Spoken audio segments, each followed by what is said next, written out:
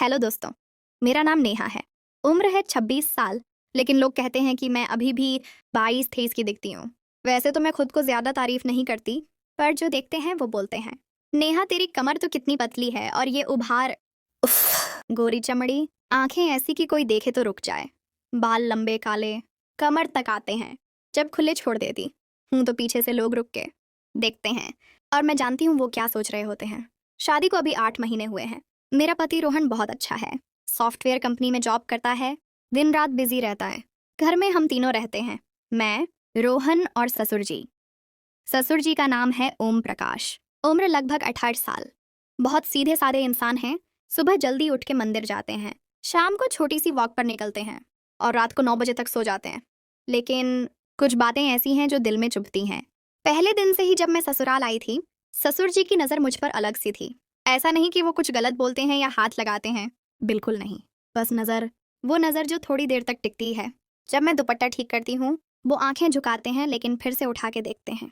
जब मैं किचन में काम करती हूँ और झुक के कुछ लेती हूँ, तो पीछे मुड़ के देखती हूँ तो वो वहाँ खड़ा होता है, जैसे कुछ देख रहा हो, और फिर जैसे कुछ याद आया हो तो चुपके से मुस्कुराता है और चला जाता है। एक बार मैंने सोचा शायद गलत समझ रही हूँ, लेकिन दिल के अंदर एक अजीब सा खौफ भी था और थोड़ी सी एक्साइटमेंट भी। हाँ, मैं झूठ नहीं बोलूंगी, थोड़ी सी एक्साइटमेंट भी थी, क्योंकि ससुर जी अपनी उम्र में भी हैंडसम लगते हैं। लंबे कद के, छाती चौड़ी, बाल थोड़े से सफ़ेद होने लगे हैं, लेकिन चेहरा अभी भी स्ट्रांग है। और जब वो स्माइल करते हैं तो आंखों में एक चमक आती है। अब बात उस दिन की करते हैं जब ये सब शुरू हुआ। छत से नीचे आने के बाद मैं किचन में चली गई। मन में एक अजीब सी हलचल थी। ससुर जी की वो आवाज़, हाँ, पकड़ लेता, बार बार कान में गूंज रही थी। मैंने सोचा शायद मैं ज़्यादा सोच रही हूँ, वो तो बस मजाक कर रहे थे। लेकिन फिर भी दिल की धड़कन रुक नहीं रही थी। मैंने पानी का गिलास लिया, एक घूंट पिया और खुद से बोली, नेहा, शांत हो जा, कुछ नहीं है। तभी ससुर जी किचन के दरवाजे पर आ खड़े हुए। हाथ में एक पुरानी सी किताब थी। बोले, नेहा, ये देखो, मेरी पुरानी डायरी है, आजकल यादें ताज़ा हो रही हैं। मैंने मुस्कुरा के कहा, जी, दिखाइए ना। वो अंदर आए, काउंटर के पास खड़े हो गए, किताब खोली और एक पेज पर उंगली रख के बोले, ये देखो, जब रोहन छोटा था तब की फ़ोटो, और ये मेरी पहली पत्नी की। उनकी आवाज़ में थोड़ी उदासी थी। मैंने पास जाकर देखा। फ़ोटो में एक खूबसूरत औरत थी, लेकिन चेहरा थोड़ा धुंधला हो गया था समय के साथ। ससुर जी बोले, उसके जाने के बाद मैंने सोचा था ज़िंदगी ख़त्म हो गई, लेकिन रोहन ने मुझे संभाला। अब तुम आई हो, घर में फिर से हंसी खुशी है। मैंने कहा, जी, आप बहुत अच्छे हैं। रोहन को भी आप पर बहुत गर्व है। वो मेरी तरफ देखने लगे। उनकी आंखें मेरी आंखों में टिक गईं। फिर धीरे से बोले, नेहा, तुम्हें कभी ऐसा लगा है कि कोई तुम्हें बहुत गौर से देख रहा हो, लेकिन वो देखना गलत नहीं लगता? मैं चौंक गई। क्या वो मेरी बात कर रहे थे या कुछ और? मैंने हल्के से सिर हिलाया। जी, कभी कभी। वो मुस्कुराए, किताब बंद की और बोले, चलो, शाम हो रही है, मैं बाहर टहलने जा रहा हूँ, तुम आराम कर लो। वो निकल गए। मैं वहीं खड़ी रह गई। दिल में एक सवाल उठ रहा था, क्या वो सच में कुछ कहना चाह रहे थे या मैं ही सब कुछ गढ़ रही हूँ? शाम को जब वो वापस आए तो हाथ में कुछ फूल थे। बोले, ये मंदिर से लाया हूँ, माँ दुर्गा का प्रसाद, तुम्हारे लिए। मैंने ले लिया। फूलों की खुशबू से कमरा महक उठा। फिर वो बैठ गए टीवी के सामने। मैंने खाना लगाया।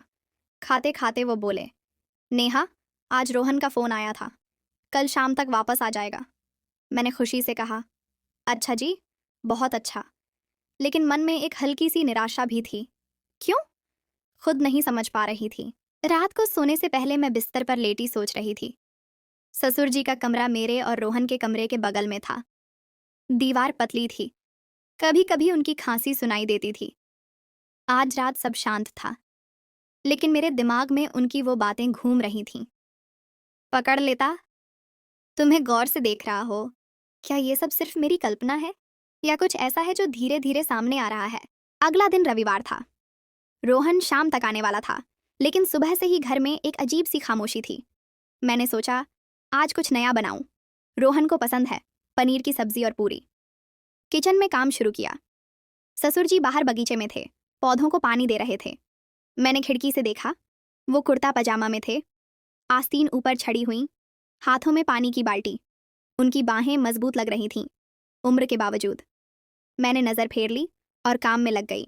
कुछ देर बाद ससुर जी अंदर आए, हाथ पैर धोकर बोले, नेहा, आज क्या बना रही हो? खुशबू बहुत अच्छी आ रही है। मैंने मुस्कुरा के कहा, जी, पूरी और पनीर मटर, रोहन को पसंद है। वो पास आए, किचन काउंटर पर हाथ रख के खड़े हो गए। बोले, तुम्हें पता है, रोहन की माँ भी यही बनाती थी, लेकिन तुम्हारी बनाई हुई में कुछ अलग सा स्वाद है, जैसे प्यार ज्यादा है। उनकी बात में कुछ ऐसा था जो दिल को छू गया। मैंने कहा, जी, आप ऐसे कहते हैं तो अच्छा लगता है। फिर वो चुप हो गए। मैं आटा गूंथ रही थी, हाथों में आटा लगा था, थोड़ा चिपचिपा। अचानक ससुर जी बोले, नेहा, तुम्हारे हाथ कितने नरम लगते हैं। मैं चौंक गई। वो मेरे हाथों की तरफ देख रहे थे। मैंने हल्के से हंस के कहा, जी, आटा लगा है ना, इसलिए चिपचिपे लग रहे हैं। वो मुस्कुराए, लेकिन उनकी नज़र मेरे चेहरे पर टिकी रही। फिर धीरे से बोले, नहीं, मतलब तुम्हारी उंगलियां बहुत सुंदर हैं, जैसे कोई कलाकार ने बनाई हो। मैं शर्मा गई। क्या कहूँ? कुछ बोल नहीं पाई, बस सिर झुका के आटा गूंथती रही। ससुर जी वहाँ खड़े रहे, फिर बोले, मैं तुम्हें एक बात बताऊं? मैंने हाँ में सिर हिलाया। वो बोले, जब से तुम आई हो, घर में एक नई रौनक आ गई है। पहले तो बस दिन कटते थे, अब लगता है जिंदगी फिर से शुरू हो रही है। उनकी आवाज़ में एक गहराई थी। मैंने कहा, जी, आप भी बहुत अच्छे हैं। हम सब खुश हैं आपके साथ। तभी फ़ोन की घंटी बजी। रोहन का कॉल था। वो बोला, नेहा, फ्लाइट डिले हो गई है, अब रात 10 बजे तक पहुंचूंगा। मैंने कहा, ठीक है, इंतज़ार करूंगी। फ़ोन रखा तो ससुर जी बोले, अच्छा, तो आज रात भी हम दोनों ही हैं। उनकी बात में कुछ अलग सा लहजा था। मैंने हल्के से हंस के कहा, जी, कोई बात नहीं, खाना साथ खा लेंगे। दोपहर में खाना बन गया। हम दोनों टेबल पर बैठे। खाते खाते वो बोले, नेहा, कभी तुम्हें ऐसा लगा है कि कोई तुम्हारी बहुत परवाह करता है, लेकिन वो परवाह शब्दों में नहीं, नज़रों में दिखती है? मैंने चुपचाप देखा। दिल तेज धड़क रहा था। मैंने कहा, जी, कभी कभी। वो मुस्कुराए और बोले, तो अच्छा है, परवाह रखना कोई गुनाह नहीं है। शाम ढल रही थी। मैंने सोचा थोड़ा आराम कर लूं, लेकिन मन में उलझन बढ़ती जा रही थी। क्या ससुर जी सच में कुछ महसूस कर रहे हैं, या ये सब मेरी समझ का फर्क है? रात होने वाली थी और रोहन अभी दूर था। रात के 8 बज चुके थे। रोहन का मैसेज आया था कि फ्लाइट अब भी डिले है, शायद 11 बजे के बाद आएगा। मैंने सोचा, अच्छा है, थोड़ा और समय मिल गया। लेकिन मन में एक अजीब सी बेचैनी थी। ससुर जी लिविंग रूम में बैठे टीवी देख रहे थे। कोई पुरानी हिंदी फिल्म चल रही थी जिसमें हीरो हीरोइन बारिश में भीग रहे थे। मैंने चाय बनाई और दोनों के लिए लेकर आई। ट्रे रखते ही ससुर जी ने रिमोट नीचे रखा और बोले, नेहा, बैठो ना, अकेले में फिल्म देखना अच्छा नहीं लगता। मैंने पास वाली सोफा पर बैठ गई। फिल्म में गाना शुरू हो गया था, पिया तू अब तो आजा। ससुर जी मुस्कुराए और बोले, ये गाने सुन के पुरानी यादें आ जाती हैं। तुम्हें ऐसे गाने पसंद हैं?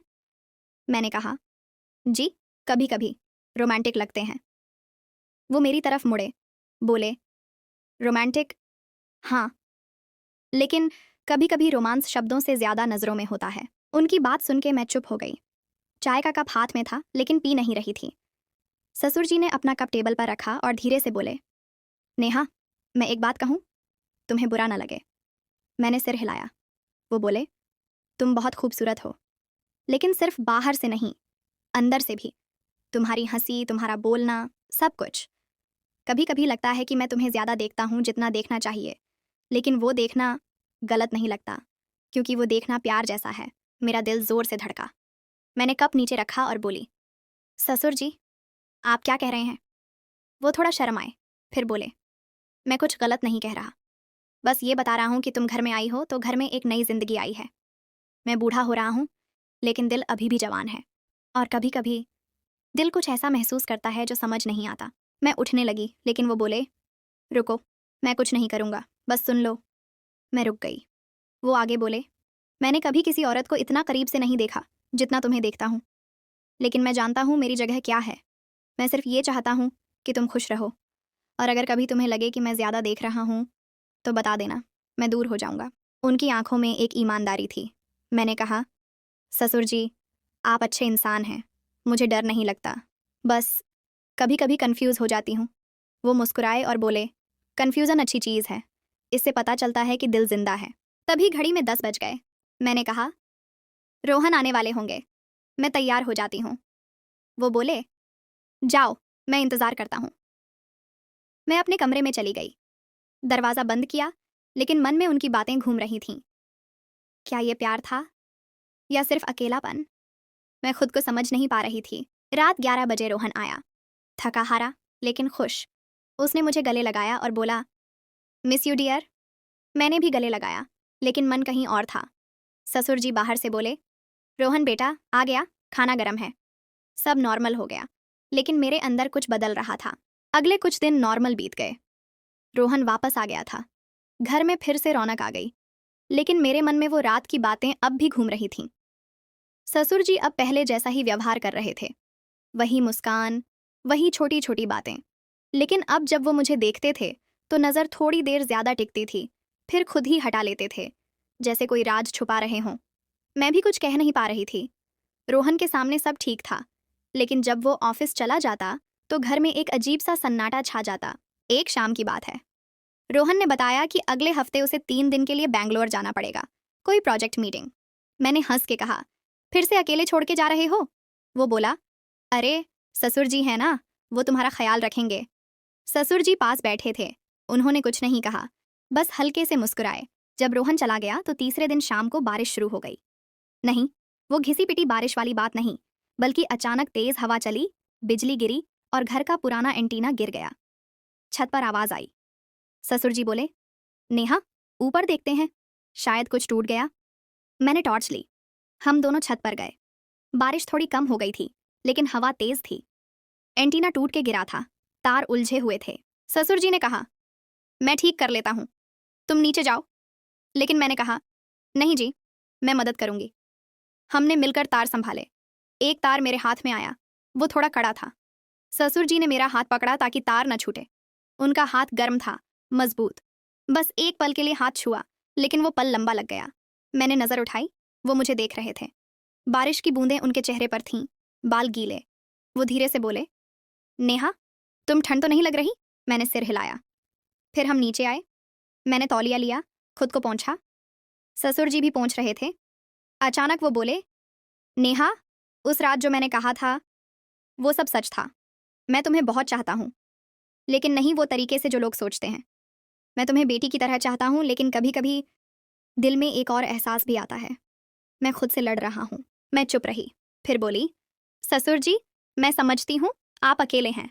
मैं भी कभी कभी कंफ्यूज हो जाती हूँ, लेकिन हम दोनों जानते हैं कि हमारी जगह क्या है। वो मेरी तरफ देखते रहे, फिर बोले, शुक्रिया नेहा, तुमने मुझे समझा। अब मैं वादा करता हूँ, मैं कभी भी लाइन क्रॉस नहीं करूंगा। बस इतना जान लो कि तुम मेरे लिए बहुत खास हो। उस रात हम दोनों अलग अलग कमरों में सोए, लेकिन मन में एक सुकून था, जैसे कोई बोझ उतर गया हो। अगले दिन सुबह सब कुछ पहले जैसा था। रोहन ऑफिस चला गया। ससुर जी ने मुझे बुलाया और बोले, नेहा, कल रात जो मैंने कहा था वो मेरी कमजोरी थी। मैंने बहुत सोचा, मैं तुम्हें सिर्फ बेटी की तरह देखना चाहता हूँ, उससे ज्यादा कुछ नहीं। उनकी आंखें नम थीं। मैंने कहा, ससुर जी, मैं समझती हूँ, आपने कभी गलत नहीं किया। बस हम दोनों ने दिल की बात कह दी।